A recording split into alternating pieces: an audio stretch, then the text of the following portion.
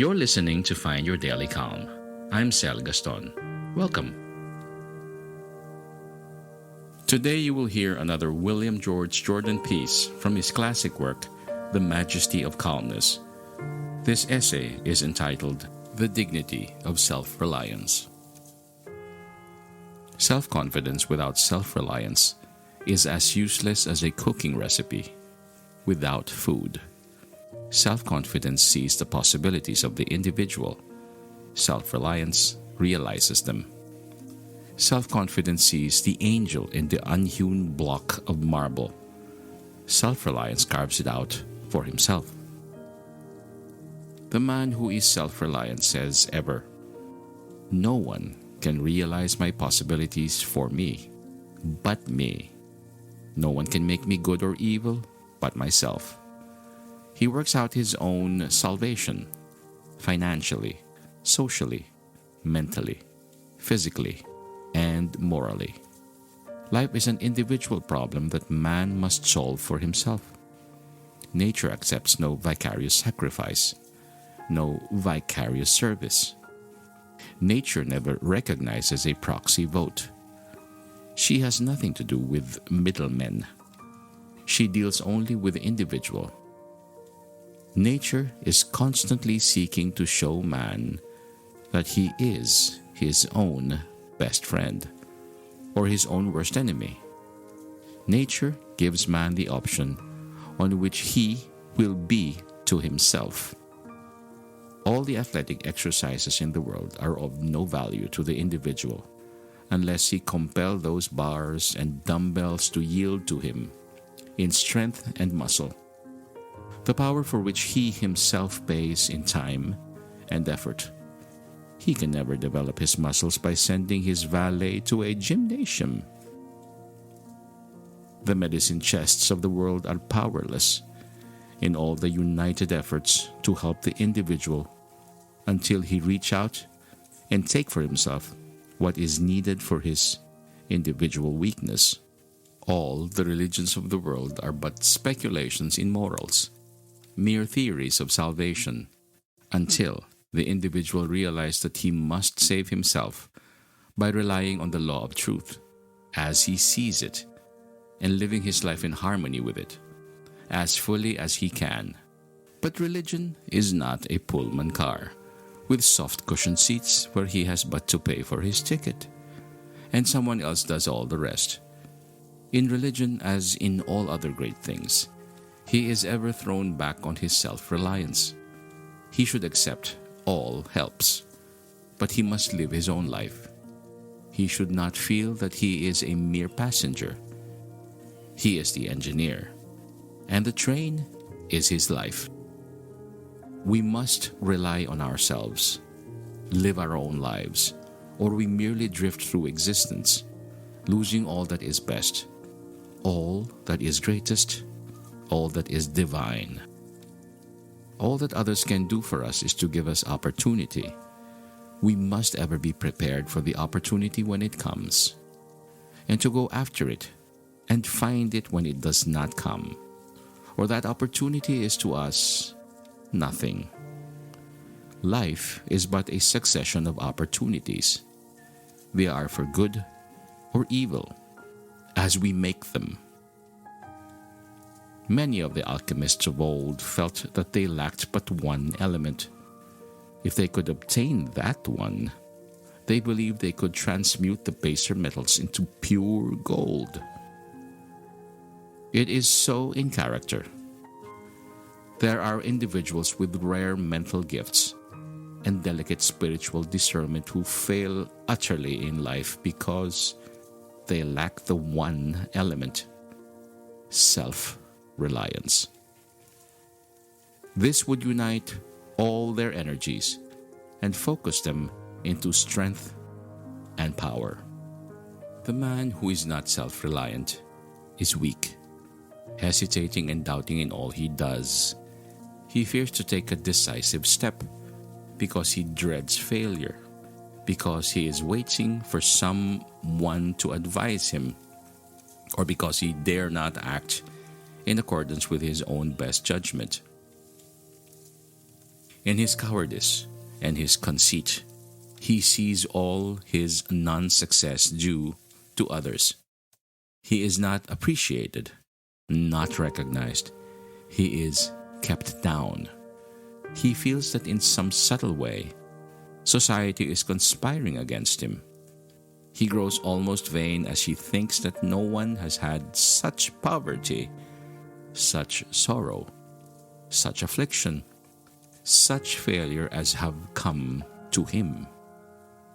The man who is self-reliant seeks ever to discover and conquer the weakness within him that keeps him from the attainment of what he holds dearest.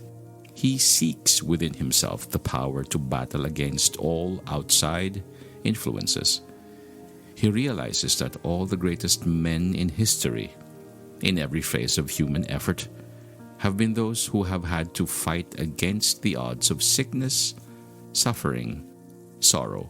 To him, defeat is no more than passing through a tunnel is to a traveler. He knows he must emerge again into the sunlight.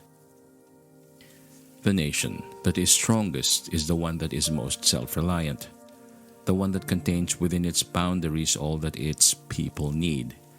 If with its ports all blockaded, it has not within itself the necessities of life and the elements of its continual progress, then it is weak, held by the enemy, and it is but a question of time till it must surrender. Its independence is in proportion to its self-reliance, to its power to sustain itself from within. What is true of nations is true of individuals. The history of nations is but the biography of individuals magnified, intensified, multiplied, and projected on the screen of the past. History is the biography of a nation. Biography is the history of an individual. So it must be that the individual who is most strong in any trial, sorrow, or need is he who can live from his inherent strength. Have you been searching for ways to be inspired? I know I have, and I have found them in Penguin Random House's audiobooks. Find inspiration when you listen to audiobooks. Learn to embrace yourself, find joy, trust yourself, and connect with those around you by listening to best-selling audiobooks like The Book of Joy and Untamed. The Dalai Lama and Desmond Tutu share their own hard-won wisdom about living with joy even in the face of adversity in The Book of Joy. Glennon Doyle explores the joy and peace we discover when we stop striving to meet others' expectations and start trusting the voice within us in Untamed.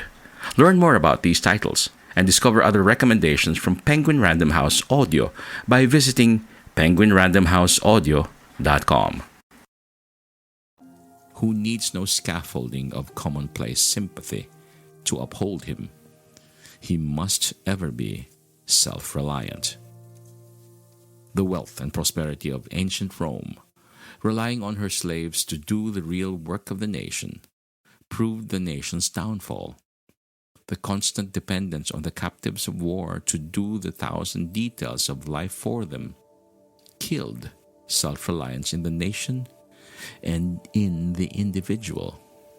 Then, through weakened self-reliance and the increased opportunity for idle, luxurious ease that came with it, Rome, a nation of fighters, became a nation of men more effeminate than women. As we depend on others to do those things we should do for ourselves, our self-reliance weakens and our powers and our control of them becomes continuously less. Man, to be great, must be self-reliant.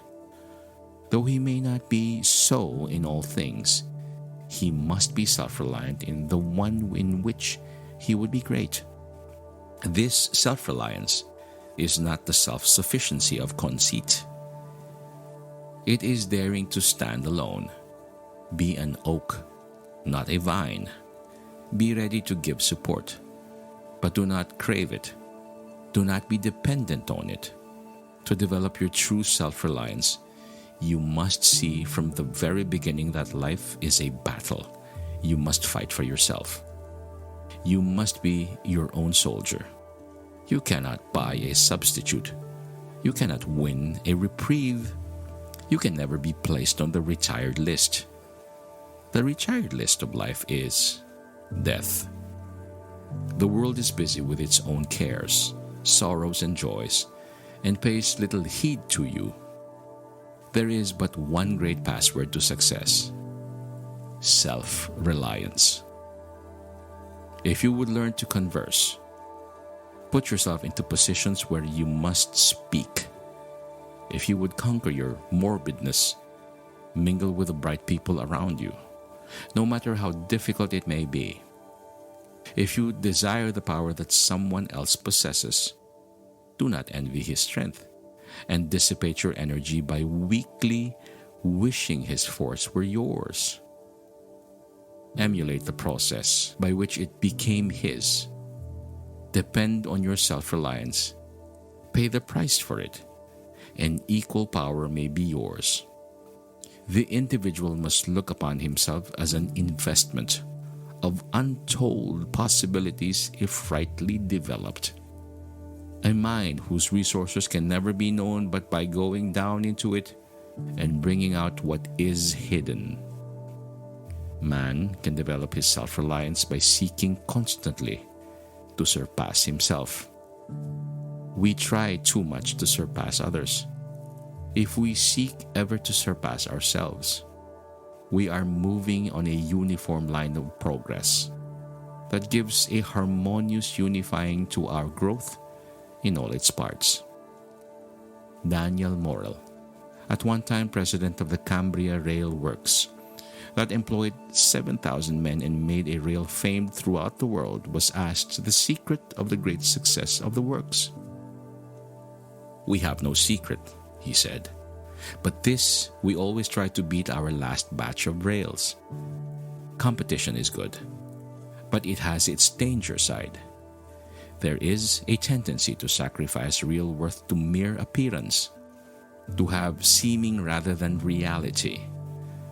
But the true competition is the competition of the individual with himself, his present seeking to excel his past.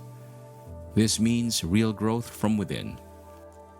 Self-reliance develops it, and it develops self-reliance.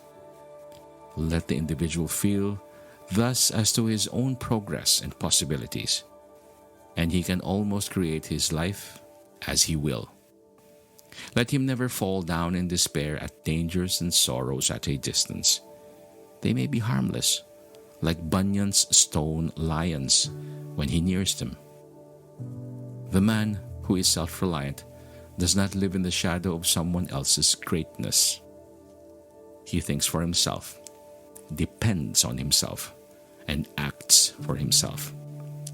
And throwing the individual thus back upon himself is not shutting his eyes to the stimulus and light and new life that come with the warm pressure of the hand, the kindly word, and the sincere expressions of true friendship. But true friendship is rare. Its great value is in a crisis, like a lifeboat. Many a boasted friend has proved a leaking, worthless lifeboat, when the storm of adversity might make him useful. In these great crises of life, man is strong only as he is strong from within, and the more he depends on himself, the stronger he will become, and the more able he will be to help others in the hour of their need. His very life will be a constant help and a strength to others, as he becomes to them a living lesson of the dignity of self-reliance.